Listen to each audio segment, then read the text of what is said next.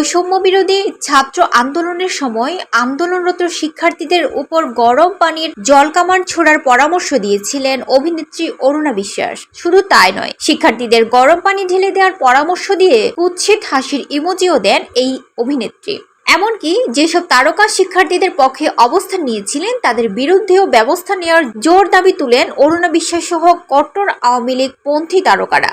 গোটা দেশ যখন আন্দোলনে উত্তাল, তখন গোপনে হোয়াটসঅ্যাপ গ্রুপে নিজেদের মধ্যে নানা কথা বলতেন এই তারকারা। আলো আসবেই নামক একটি চ্যাট গ্রুপে কজন শিল্পী ও সাংবাদিককে ছাত্র আন্দোলনের বিরুদ্ধে কথা বলতে দেখা যায়, যার নেতৃত্ব দিয়েছিলেন তৎকালীন তথ্য প্রতিমন্ত্রী আলী আরফাত। সেখানে থেকে পাওয়া যায় অভিনয় শিল্পী অরুণা বিশ্বাস, জায়েদ খান, চিত্রনায়ক ফেরদৌস, রিয়াজ, অভিনেত্রী সোহানা সাবা, তারিন জাহান, তানভীর সুইটি সহ বেশ কজনের নাম। সেখানে কজনের কথোপকথনে দেখা যায় একজন লিখেছেন, বঙ্গবন্ধু শেখ মুজিবুর রহমান মেডিকেল বিশ্ববিদ্যালয়ে আগুন, ফায়ার সার্ভিস ও গণমাধ্যম কর্মীদের ঢুকতে দিচ্ছে না টুকায় জামায়াত ও শিবিরের মেধাবী আন্দোলনকারীরা। এরপর বিপরীতে অরুণা বিশ্বাস উত্তরে বলেন, গরম জল দিলেই হবে।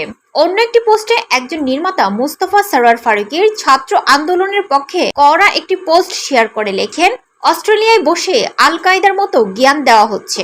তার মতো নোংরা, লোভী, হিংসুটে, হিংস্র, স্বাধীনতা বিরোধী, সাম্প্রদায়িক মেধাবী এই মহাদেশে আর আসেনি, আর আসবেও না। স্ক্রিনশটগুলো এরই মধ্যে ব্যাপকভাবে আলোচনায় তৈরি করেছে।